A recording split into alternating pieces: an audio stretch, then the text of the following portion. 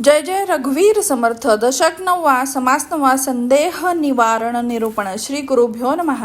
ब्रह्माला बाजूला सारावे म्हटले तर सारता येत नाही, त्याला सरकवावे म्हटलं तर सरकवता येत नाही, आणि ते काही एका बाजूने निसटून जात नाही. ब्रह्माला फोडावे म्हटलं तर फोडता येत नाही, छेदावे म्हटलं तर छेदता येत नाही, आणि दूर करावं म्हटलं तर दूर करता येत नाही. ब्रह्म ही खंडित न होणारी अखंडित वस्तू आहे.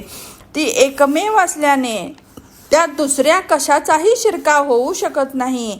या सर्व गोष्टी खऱ्या आहेत, पण अशा ब्रह्मवस्तूमध्ये जगाचा शिरकाव कसा काय झाला?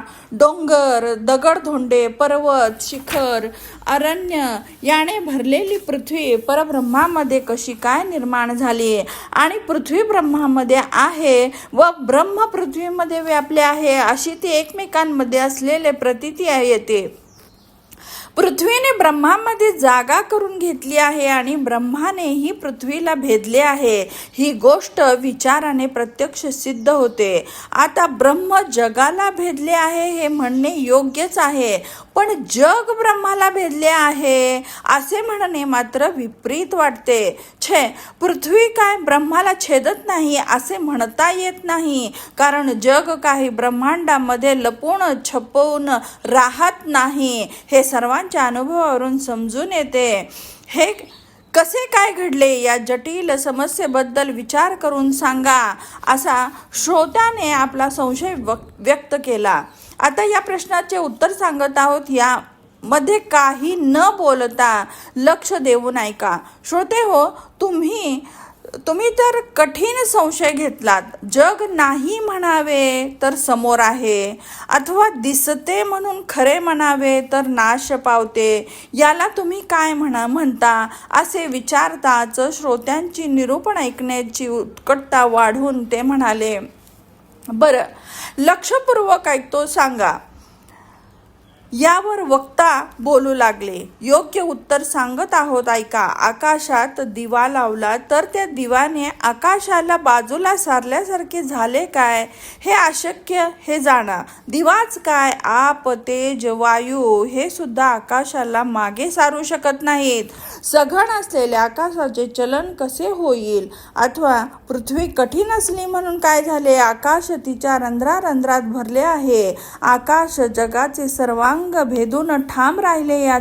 याचा भावार्थ असा की आकाश न जळता आहे तसेच राहत असून मध्येच जडत्व पावलेली भूते नाश होऊन जातात. आता आकाश म्हणजे काय याचे परीक्षण करूया. आपण स्वरूपांपासून वेगळे होऊन पाहिले तर दिसणारा भासच आकाश असे वाटते.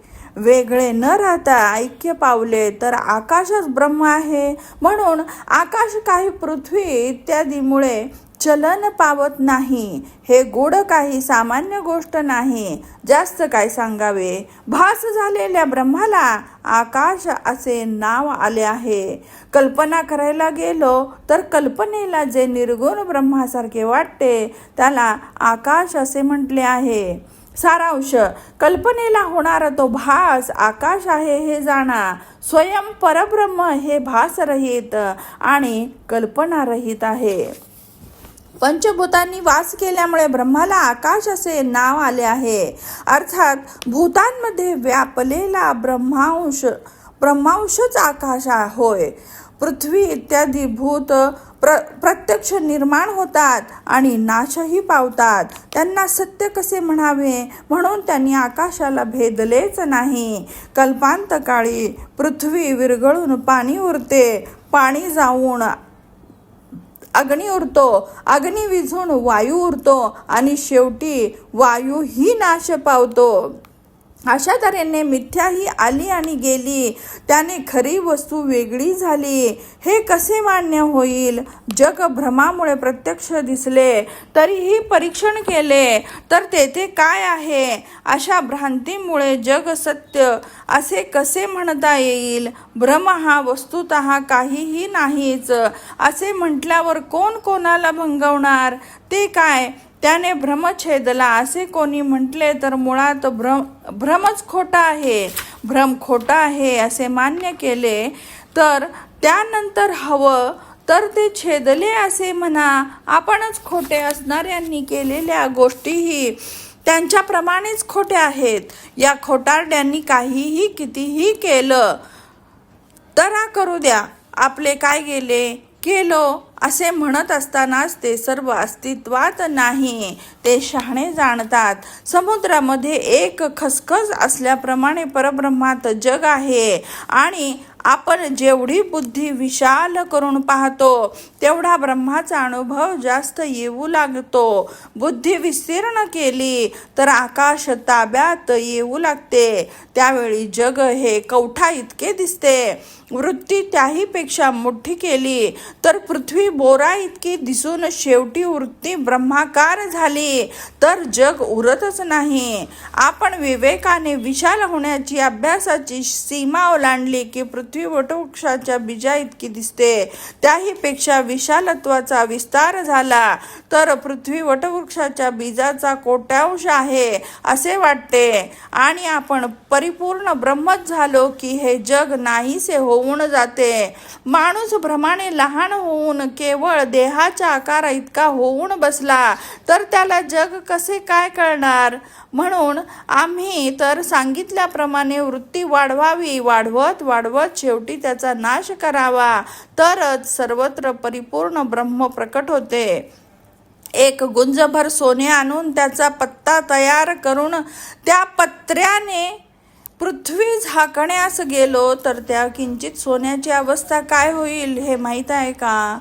ते अल्प सोनेच नाहीसे होऊन जाते. ब्रह्म वस्तूला पकडायला गेलो तर वृत्तीची स्थिती अशीच होते. त्यावेळी वृत्ती जीर्ण जर्जर होऊन फाटून नाहीशी होते आणि निर्गुण आत्मा आहे तसा प्रगट होतो. हे श्रोते हो, आता तुमच्या प्रश्नांचे उत्तर मिळाले. विनाकारण संशय बाळगू नका.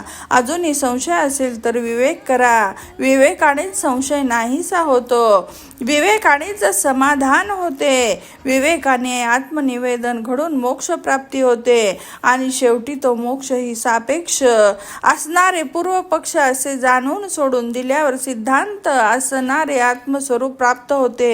हे आमचे अनुभवाचे बोल आहेत. सत्य मिथ्याचा विचार केला तर तुम्हालाही हे समजून येईल. तात्पर्य मनन निधिध्यास साक्षात्काराने पूर्णत्व प्राप्त होते. इति श्रीदासबोधे गुरुशिष्य संवादे नवम दशके संदेह निवारणं नाम नवमाः समासाः समाप्ताः. जय जय रघुवीर समर्थ.